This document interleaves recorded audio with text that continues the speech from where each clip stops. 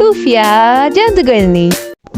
एक बहुत खूबसूरत से शहर में जहाँ बहुत खुशियाँ छाई हुई थी, क्योंकि राजा और रानी के यहाँ एक बहुत खूबसूरत सी बच्ची की पैदाइश हुई, जिसकी वजह से पूरे शहर में खुशियाँ फैली हुई थी। राजा और रानी ने इस खुशी में एक बहुत बड़ी सी दावत रखी।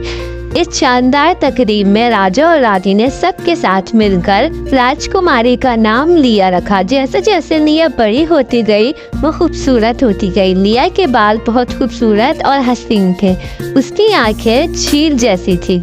लिया की 16वीं सालगिरह पर राजा और रानी ने उसकी शानदार तकरीब की, जिसमें उन्होंने बच्चों के लिए जादूगर को भी बुलाया था।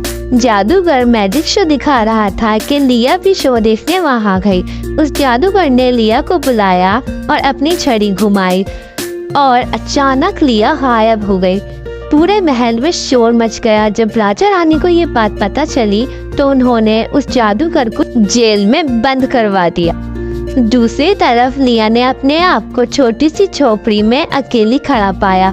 लिया घबरा गई और सोचने लगी कि मैं कहाँ हूँ। लिया ने हिम्मत की और बाहर निकली। उसने देखा कि वहाँ बहुत खूबसूरत सा जंगल था।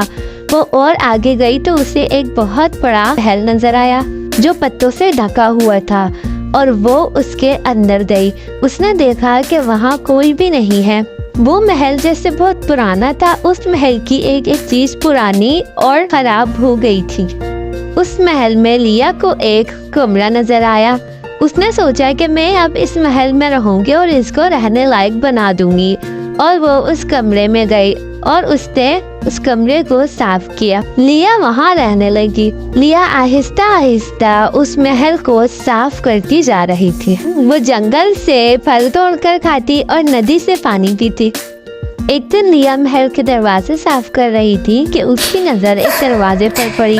उसके अंदर से किसी लड़की के रोने की आवाज आ रही थी। लिया ने उस दरवाजे को खोला तो उसे एक लड़की नजर आई जिसके बाल बिखरे हुए थे और वो जमीन पर बैठी रो रही थी। लिया उसके पास गई और उससे उसके बारे में पूछा कि तुम कौन हो और यहाँ क्या कर रही हो। तो उस लड़की ने बताया, मेरा नाम सूफिया है और मैं जादूगरनी थी। मैं राजा की एक खास जादूगरनी थी, पर मेरी लड़ाई राजा की बेटी से हो गई और राजा ने मुझे ही इस शहर से बाहर निकाल दिया, और मैंने गुस्से में आकर इस शहर को जंगल में बदल दिया। मैं ऐसा नहीं करना चाहती थी जो मैं कर बैठी। सब इस गांव को छोड़कर चले गए और मैं जब से अकेली रह रही हूँ।